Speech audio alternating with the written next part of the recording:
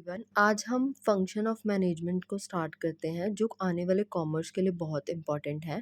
Function of आपको पता है हमारी मैनेजमेंट के 5 फंक्शंस होते हैं: प्लानिंग, ऑर्गेनाइजिंग, स्टाफिंग, डायरेक्टिंग और कंट्रोलिंग। आओ आज हम पढ़ते हैं फर्स्ट इसका कंसेप्ट, जो कि क्या है? प्लानिंग। आपको भी पता है अगर आप कोई काम करते हो तो सबसे पहले आप क्या करोगे? आप प्लान करोगे ना। अब प्लान का मतलब होता क्या है? हम डिसाइड करते हैं कि हमें क्या करना है, what to do, how to do, ठीक है? हम अपने ऑब्जेक्टिव्स को सेट करते हैं। अब फिर हम ऑब्जेक्टिव्स को सेट करते हैं कि हमने ये पर्टिकुलर कोर्स को अचीव करना है। अब इसकी इम्पॉर्टेंस क्या होती है? ये डायरेक्शन प्रोवाइड करता है, अनसर्टेनिटीज़ को रिड्यू अगर आप सोचो, अगर आप प्लान करके जाओगे तो आपको पता होगा ना यहाँ यहाँ हमें रिस्क आ सकता है। ओवरलैपिंग को रिड्यूस करता है कि दोबारा दोबारा कोई काम नहीं हो रहा। इनोवेशन को प्रमोट करता है, डिसीजन मेकिंग को प्रमोट करता है, स्टैंडर्ड ऑफ लिविंग देता है। अब इसकी लिमिटेशन क्या होंगी? रिजिडिटी। अब हम क्या कर अब देखो, हम प्लान बना रहे हैं, ठीक है? हमने प्लान बना दिया 1 साल के लिए, बट क्या हुआ? बाय चांस कुछ नेचुरल कैलेमिटी आ गई तो क्या हुआ? हमें प्लान को चेंज करना पड़ेगा ना। बट प्लानिंग तो क्या होती है? रिजिड होती है। इट रिड्यूस क्रिएटिविटी कर देती है। फॉर एग्जांपल, अब नई टेक्नोलॉजी आ गई है, आप तो पुरानी वाली टेक्नोलॉजी के साथ चल रहे हो क्योंकि आपने उसी हिसाब से प्लान बनाया है। इसकी कॉस्ट हाई होती है, टाइमिंग कंज्यूमिंग होती है, गारंटी नहीं होती, may not be work in may not be work in dynamic environment. मैंने अभी बताया ना, ये डायनेमिक इन्वायरमेंट में काम नहीं करता। अब इसका प्रोसेस तो आपको पता है, प्रोसेस तो हर किसी का बहुत इंपॉर्टेंट होता है।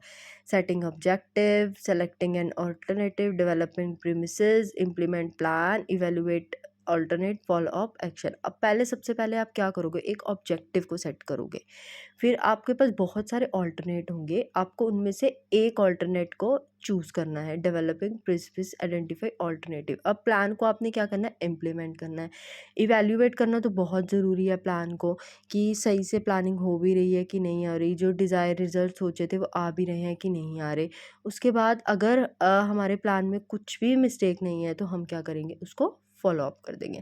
अब टाइप ऑफ प्लान्स तो बहुत इंपॉर्टेंट है, बहुत बारी मैंने क्वेश्चन देखा है। सिंगल यूज़ और स्पेशल एडॉक प्लान्स। अब सिंगल यूज़ प्लान, सिंगल से आप समझ जाओ कि ये एक स्पेसिफिक प्रॉब्लम, जिस टाइम आपकी ऑर्गेनाइजेशन में प्रॉब्लम होगी उसी टाइम ये प्लान आएगा। जहाँ पे प्रॉब्लम ख़त्म होगी उसी टाइम में ये प्लान ख़त्म हो गया। लाइक हम बजट्स बनाते हैं, प्रोग्राम्स होते हैं। स्टैंडिंग और रिपीटली क्या होगा?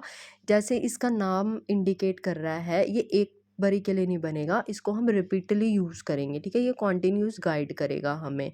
उस इसमें क्या आएगा? Objective, strategies, policy, procedure, method, rules, etcetera. अब हम इनको डिटेल में पढ़ते हैं। अब ऑब्जेक्टिव्स क्या होता है? ये गोल और एंड पॉइंट्स होते हैं जिनकी हेल्प से हम क्या करते हैं? ऑर्गेनाइजेशनल ऑपरेशंस को अचीव करते हैं, ठीक है? Represent the end of management. ये कौन सेट करता है? Top of the management set करता है। Define the future state of overall planning होती है इसमें, स्पेसिफिक टर्म में एक्सप्रेस होता है।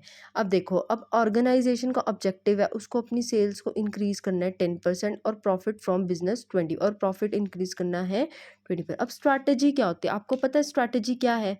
स्ट्रैटेजी क्या है? एक कॉम्प्रिहेंसिव प्लान है टू अचीव द ऑब्जेक्टिव। अब ये क्या है? इससे लॉन्ग टर्म ऑब्जेक्टिव डिटरमाइन होंगे, ठीक है? Necessary resource are allocated. अब इसमें major strategic decision, like whether the organization will continue in the same line of business, कि सेम लाइन में ही कंटिन्यू करना है कि और लाइंस को ऐड करना है। कि जैसे प्रोडक्ट होते हैं ना, उनकी अलग अलग लाइंस भी होती हैं वैसे। अब जैसे वो सर्फ एक्सेल है ना, उसको आगे उसका सॉप उसका वॉशिंग सॉप भी बना दिया, ऐसे ऐसे। अब पॉलिसी क्या होती हैं? ये जर्नल स्टेटमेंट होती हैं विच गाइड्स द मैनेजर। ये गाइड करती है मैनेजर को जब वो डिसीजन बना रहा होता है। ये किस पे बेस्ड होती हैं? पॉलिसी ऑब्जेक्टिव पे बेस्ड होती है, ठीक है? ये मैनेजमेंट को गाइड करती हैं एक्शंस लेने में। दे एग्जिस्ट एट, ये और सारे लेवल पे एग्जिस्ट होंगी, ठीक है? उसके बाद प्रोसीजर क्या होगा? ये एक क्रोनोलॉजिकल सीक्वेंस होगा, routine step, how to carry, ये रूटीन वर्क होगा, है ना? कि हमें ये काम कैसे करना है, एग्जैक्ट मैनर में होगा कि वर्क कैसे परफॉर्म करना है।